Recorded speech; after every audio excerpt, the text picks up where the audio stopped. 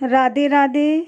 इस साल जीवत पुत्र का यानी जितिया व्रत 14 सितंबर 2025 को रखा जाएगा। इस दिन भाद्रपद मास की अष्टमी तिथि है। इस व्रत में भगवान श्री गणेश, माता पार्वती और शिव जी की पूजा होती है। शाम के समय प्रदोष काल में भगवान शिव की पूजा कर कथा सुननी चाहिए। इस व्रत को लेकर दो कथाएं प्रचलित हैं, जिसमें एक शियारन की और दूसरी राजा जीमुत वाहन की कथा है। इसमें हम दोनों कथा आपको बताते हैं।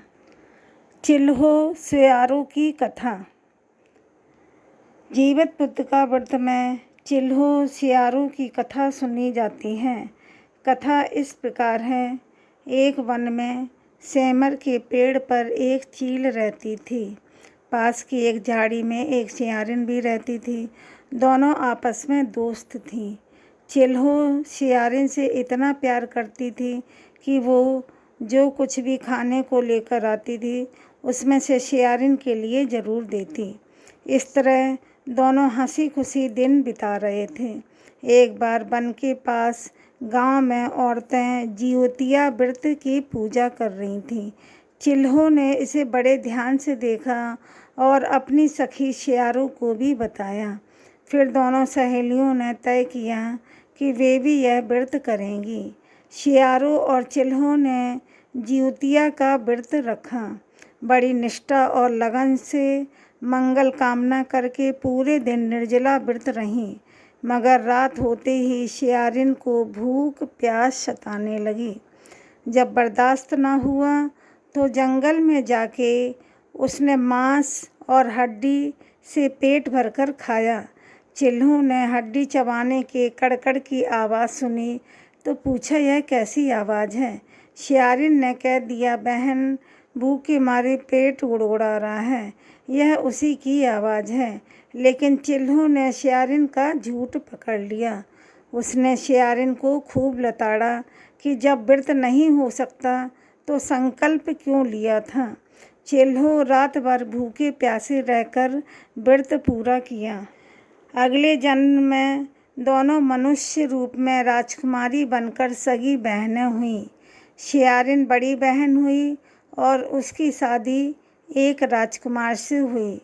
चिल्हो छोटी बहन हुई और उसकी शादी उसी राज्य के मंत्री पुत्र से हुई। बाद में दोनों राजा और मंत्री बने। सियारिन के जो भी बच्चे होते वे मर जाते, जबकि चिल्हो के बच्चे स्वस्थ और हट्टे कट्टे रहते। इससे उसे जलन होने लगी। उसने उन्हें मारने की सोची। उनका सिर कटवाकर डिब्बे में बंद करा दिया, पर वह शीश मिठाई बन जाती और बच्चों का बाल तक बाका न होता। इस तरह सियारिन की बहन के बच्चों और उसके पति को मारने की कोशिश विफल हो गई। आखिरकार दैव योग से उस भूल का आभास हुआ और उसने क्षमा मांगी और बहन के बताने पर जीवित पुत्र का व्रत विधि विधान से किया तो उसके भी पुत्र जीवित रहने लगे। जीवित पुत्र का व्रत कथा राजकुमार जीमुत वाहन की। गंधर्वों के राजकुमार का नाम जीमुत वाहन था। वे सभी के परोपकार करते थे। जीमुत वाहन के पिता ने जब उनको राजपाट सौंपा, लेकिन उनका मन राजपाट में नहीं लगता था। यही वजह थी कि वह राज्य का भार अपने भाइयों को देकर वन में पिता की सेवा करने चले गए। वन में ही जीमुत वाहन को मलयवती राजकन्या मिली। दोनों को एक दूसरे से प्रेम हो गया। एक दिन जब वन में भ्रमण करते हुए जीमुत वाहन काफ़ी आगे चले गए, तब उन्हें एक वृद्धा विलाप करते हुए दिखी। पूछने पर वृद्धा ने रोते हुए बताया, मैं नाग वंश की स्त्री हूँ। मुझे एक ही पुत्र है। पक्षीराज गरुड़ के कोप से मुक्ति दिलाने के लिए नागों ने यह व्यवस्था की है।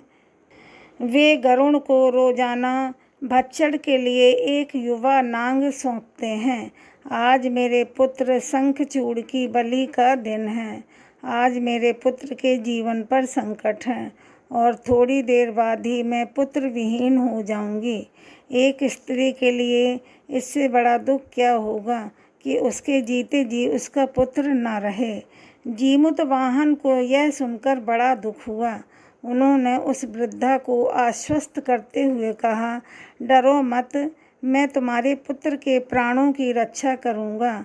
आज उसके स्थान पर स्वयं मैं अपने आप को उसके लाल कपड़े में ढककर वधशिला पर लेटूंगा ताकि गरुड़ मुझे खा जाए पर तुम्हारा पुत्र बच जाए। इतना कहकर जीमूतवाहन ने शंखचूड़ के हाथ से लाल कपड़ा ले लिया और वे उसे लपेटकर गरुड़ को बलि देने के लिए चुनी गई वधशिला पर लेट गए। नियत समय पर गरुड़ आए और लाल कपड़े में ढके जीमूतवाहन को पंजे में दबोचकर पहाड़ के शिखर पर जाकर बैठ गए।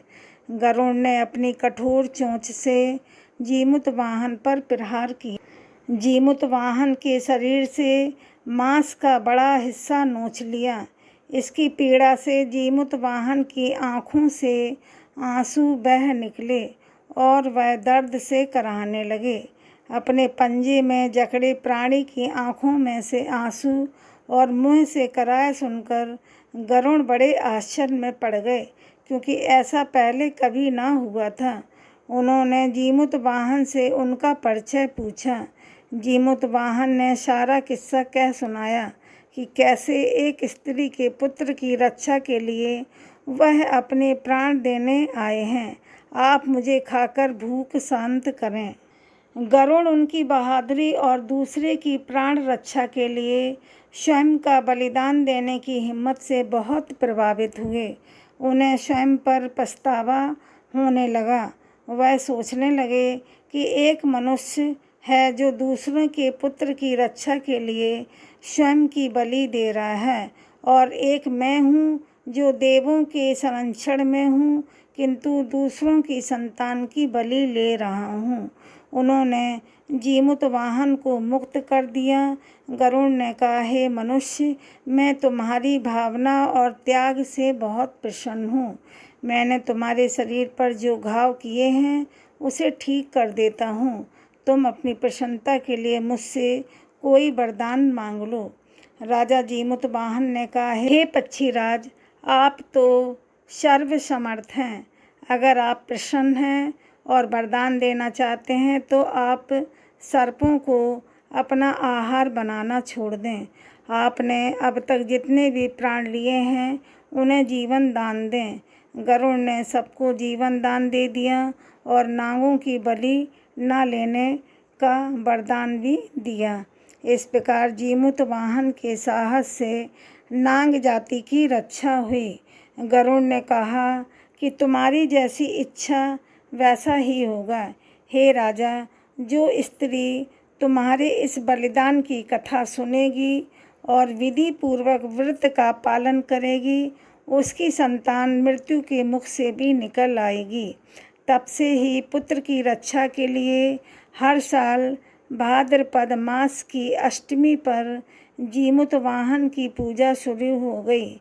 यह कथा कैलाश पर्वत पर भगवान शंकर जी ने माता पार्वती जी को सुनाई थी। जीवित पुत्रिका के दिन भगवान श्री गणेश, माता पार्वती और शिव जी की पूजा एवं ध्यान के बाद ऊपर बताई गई व्रत कथा भी सुननी चाहिए। 2025 में जितिया व्रत की शुरुआत 13 सितंबर को नहाए खाए के साथ होगी।